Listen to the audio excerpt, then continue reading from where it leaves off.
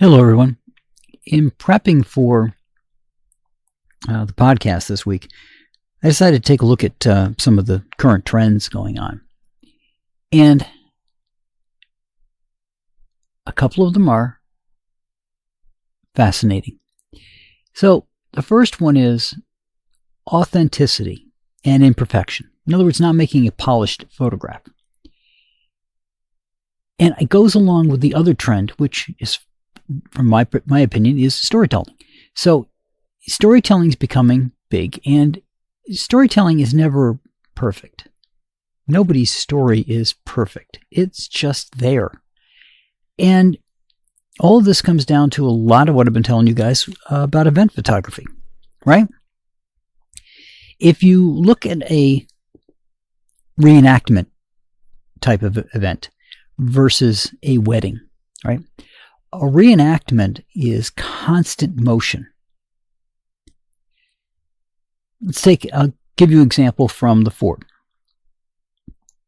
So during some of the battles at the fort last year, we had a roped off area, right? So we couldn't get up close and personal to the guns going off for obvious reasons. But you've got a battle running through the woods. Rapidly through the woods. You got people on horseback, you've got people attacking, people falling, and the attackers coming forward. That moves further down the road. All right? Now you're in a bigger field. You got the same battle going on. You just move from one place to another, but you're moving. You're not doing, to counterpoint this, wedding photography, where you get everybody together, and you post them, and you take a picture. This is not to denigrate wedding photography or any other fixed event photography. This is just to do a contrast between the two with what we're talking about today, which is storytelling and authenticity. What you're trying to capture is a moment. With a fixed photograph, you're trying to capture people at their best. With an event like a reenactment, you're just trying to capture the action. It's never going to be you sitting in one place unless you know what the action's going to be, and being able to get that 1/3 set up in there and get the lighting just right, get your angle just right. No, it's movement. It is imperfection. It is life. When I take portraits, I, be honest, hate posed portraiture. The reason I have this passion for real photographs is if somebody's laughing, if they're smiling, you can tell if they're smiling because they're taking a photograph or they're smiling because it's genuine. And every time I take a photograph, I don't want to capture a fake event, right? I want to capture reality. For example,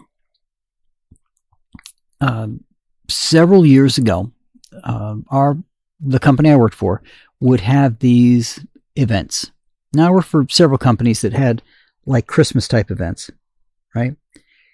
And you just go to the event. But this one, I wanted it to be a little different. They were actually having a new venue.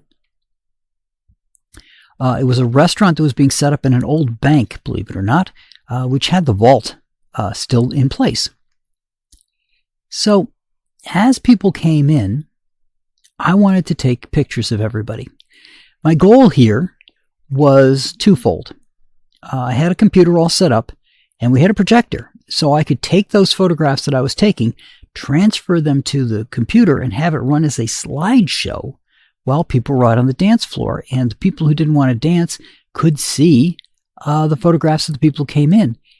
And I would have people, and they would just, you'd have the vice president and his wife, and they're sitting very prim and next to each other. And I would just look at them, I go, would you at least act like you like each other? And they would both freeze and just stare at me. And I got a real moment. Then they would laugh. and I got another real moment. Or they would change their pose and it would become relaxed now. It wouldn't be this stiff pose of two people sitting here getting their picture taken. To me, that's always been the real power in photography, is not capturing a fixed event, but capturing the reality of the event, right? It's one thing to take a picture of the wedding party all standing there nice and prim and proper with the bride and groom in the middle.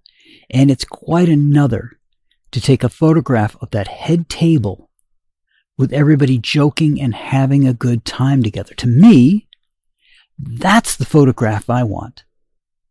The other one's great. All right. It's a capturing of all the people who were there. But the other is life. It is the true reality of why they're there.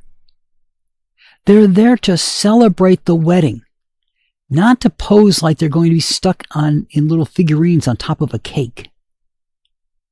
They're there to enjoy themselves. They're there to enjoy the couple. And that's what you want, right?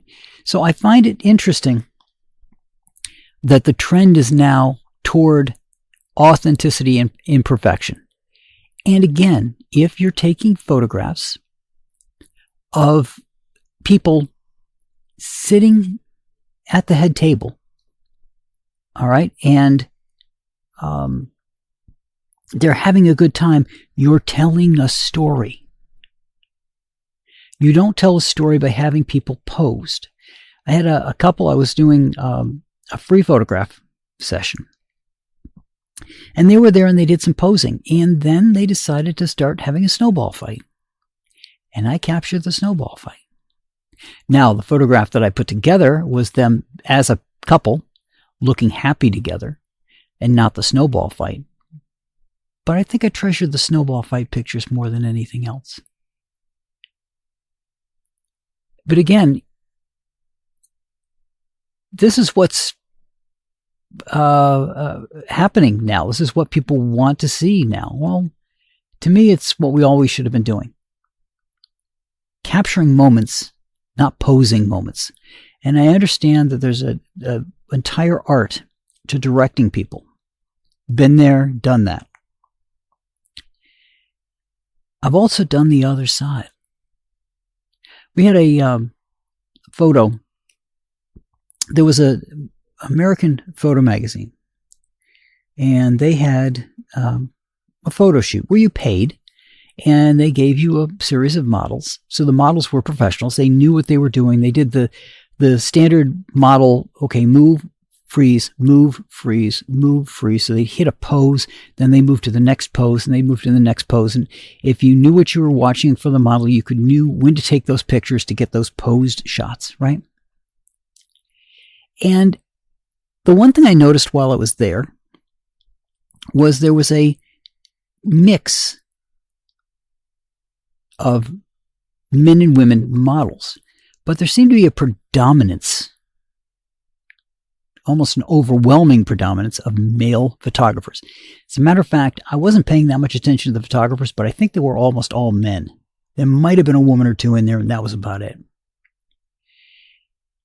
And they would flock to the women. I was there to take photographs. I didn't care who I was getting. It was early in my career. I wanted to get, mid part of my career, I was starting things over again. And I wanted to get used to taking photographs of models. What they do, what the mechanism that they go through. And I could go over and take a picture of one of the guys because there was nobody there. I had full ability to do whatever I wanted to because I had nobody around me. I could move anywhere I wanted. If you looked over at the other spots, you had a woman standing there and you had these people packed next to each other trying to take a picture of them. Well, okay. But I could go joke with the guys. And then some of the other photographers would notice I was there joking with this guy and taking his picture, and they'd come over because there was more room. And we kept moving around like that. And I always I'd look at the models, and their days were long, right? We were there for like 8 hours. So it was a long day. They were getting a little tired. But God, would they laugh if you got them going. And once you did, you got the best pictures ever. And going back to them later on, they remembered you. And you'd get the eye contact that you were looking for from a photograph. So from that, I got a plethora of photographs, both of just being present and watching them do their thing, or watching them laugh, or watching them interact with somebody, as well as the posed ones, although they weren't really posed the same way they were before. Because once you get, I think once a model gets past the, I have to do this, and then I do this, and then I do this, and you break up that routine, it changes the entire session. And I think that goes for anybody. If you can get them out of whatever it is that they're in, that mind space, that head space that they're in, and you can break that up, you can get more natural photography out of people. I remember taking pictures of reenactors. And we're standing there very stoically. And I'm like, you can smile. It won't break your face. It'll work. You can do it. And I found out afterwards that they were actually instructed not to. And I said to him, okay, well, you smiled. And if you don't tell anybody, I won't. So we're good. But it broke up what they were doing. And I understand what the goal was by having them not smile. And they went back to their normal attitude afterwards. But I'm sorry. I don't think that people were stoic during the war. I think that they needed to find humor, that they needed to find a release of some kind to keep from going crazy. And especially during wartime, when you had the families there, no, I'm sorry.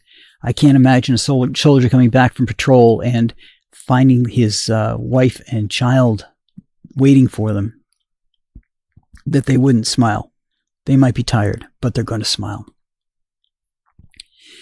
Now, the other big trend, which, they say it's trending this year. I'm sorry.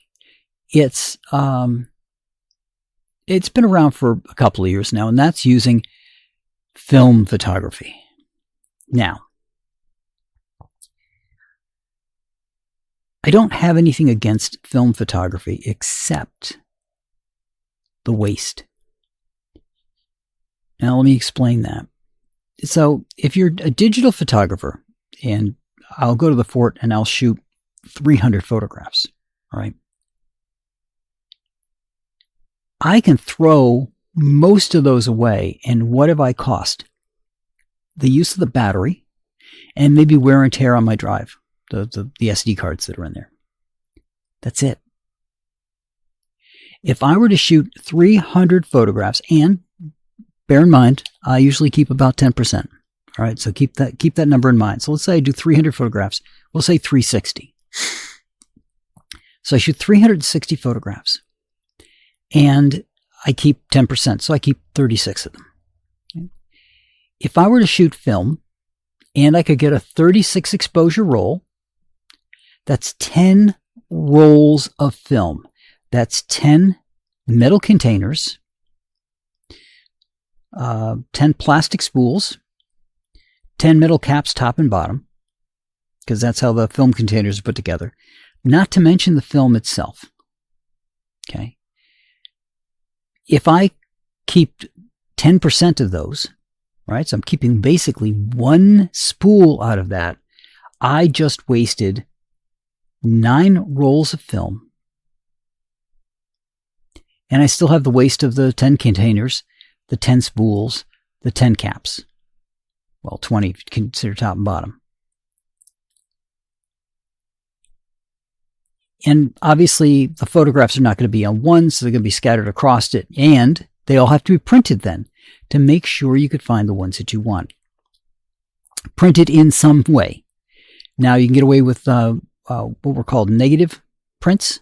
It's basically like an index. I think a lot of the photo labs call them that now. An index print, which is just a small version of every picture. It might be too small for you to actually see the details to know if you want to keep it or not.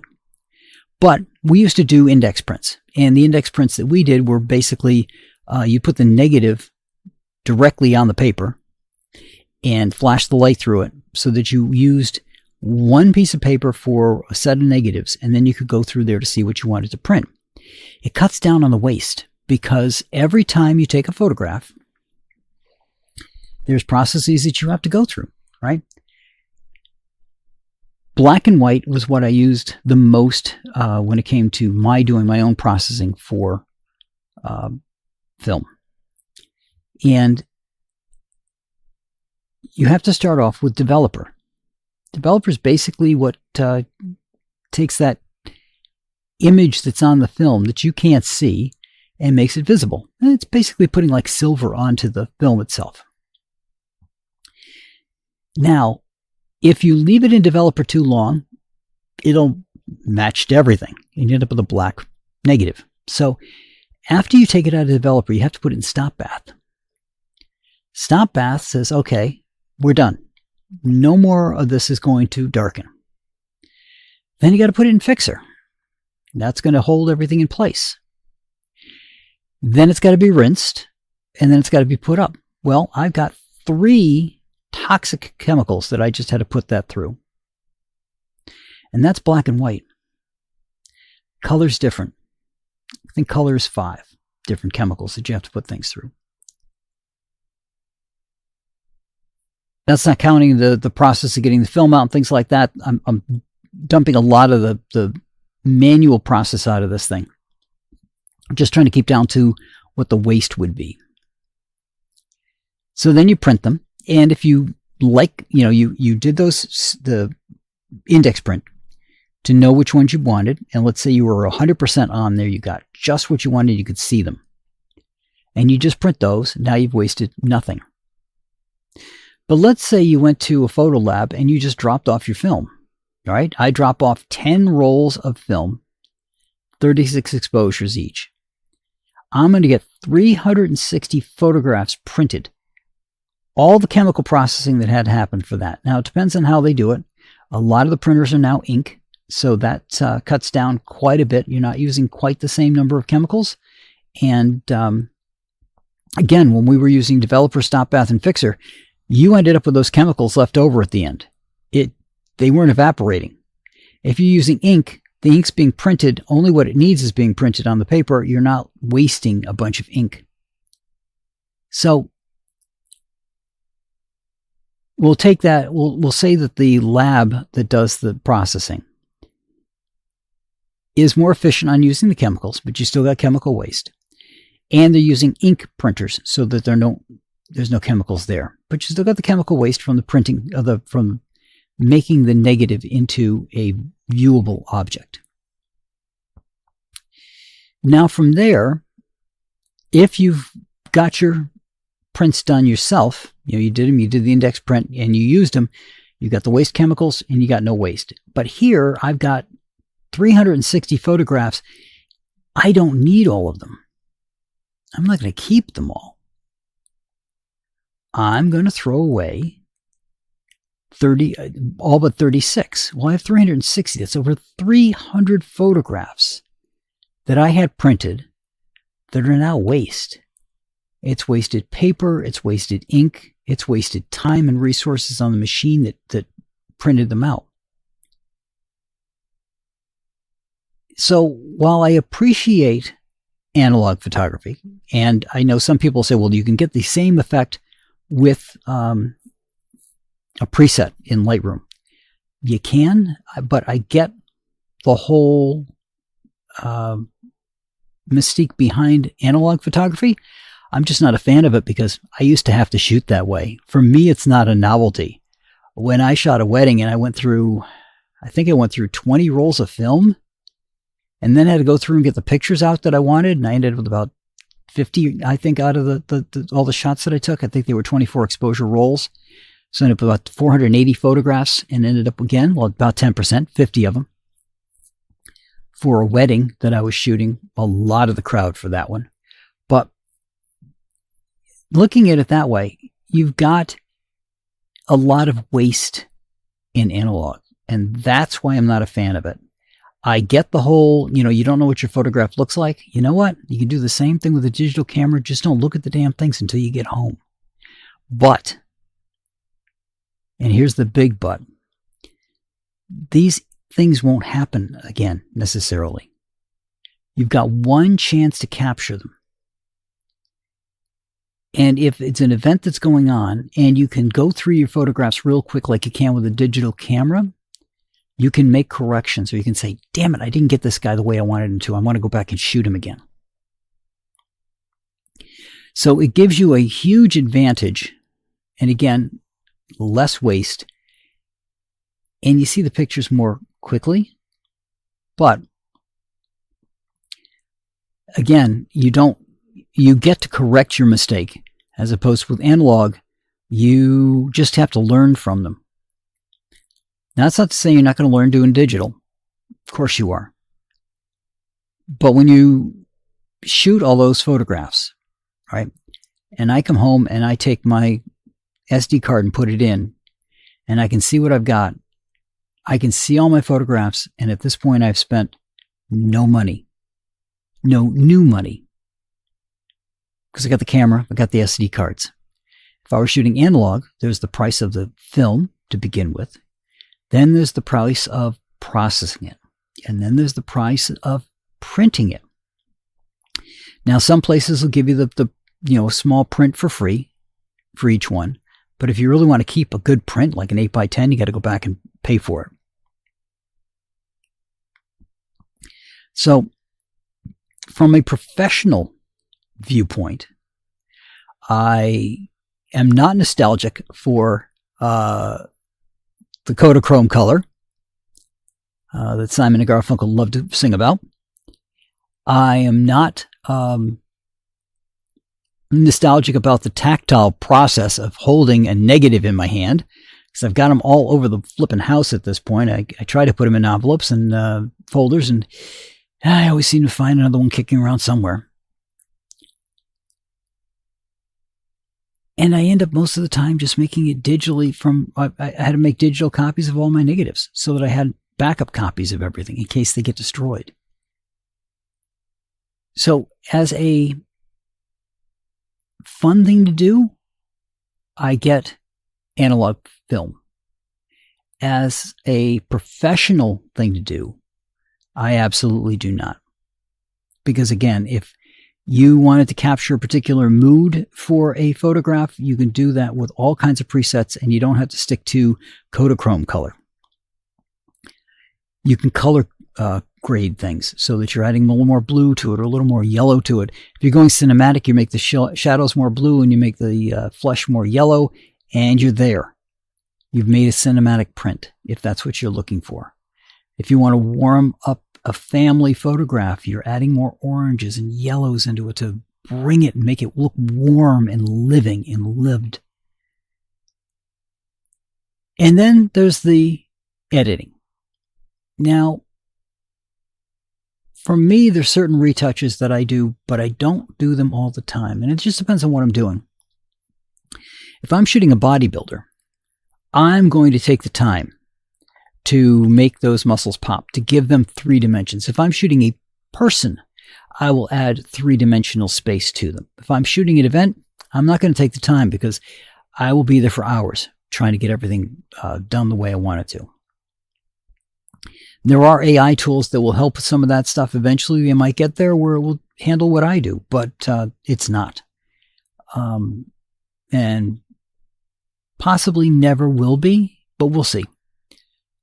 Human vision and ones and zeros for a computer are very different. And so training it to get all the nuances that you would typically do as a photographer, and you can see the photograph and you can see the changes you're making, is quite different. But I think, personally, that I'm happy to see both the authenticity and the storytelling coming back into the forefront again as we go into this year. Again, not so crazy about the analog film. Some of the AI stuff I've used. As a matter of fact, I had one service that I used to use, which was great if you did fixed photographs. So if you shoot landscapes, for example, it'd be good. If you shoot architecture, if you shoot weddings, things like that, where you needed a large collection of your photographs to feed it finished photographs so it could learn what your style was. And then every time it took your photographs in, it fed them back to you, and then you made your corrections to it if there were any, and then you fed them back so that it could learn what it got wrong and change its interpretation of your style. Really kind of cool, but you had to have like 1,000 photographs to feed the thing correctly in the first place. So you have to have already had a body of work and know how to do editing before you could have that done for you. And of course, there's the analog. I understand. I loved analog when I was shooting it. I stayed on analog well into the digital age. But I have to be quite honest, now that I've got digital, there are some things that I miss about the analog photographs, but I would much rather shoot 400 photographs for an event and only keep 10% or less than I would to shoot that many on film. And honestly, I wouldn't. That's an awful lot of roll changes. And when you're changing rolls of film, you miss what's going on. And that, to me, is one of the biggest advantages of digital, is the fact that you're not, I can do 1,000 some odd photographs on the SD cards that I've got. So I'm not missing something because I'm taking the time to change out my film.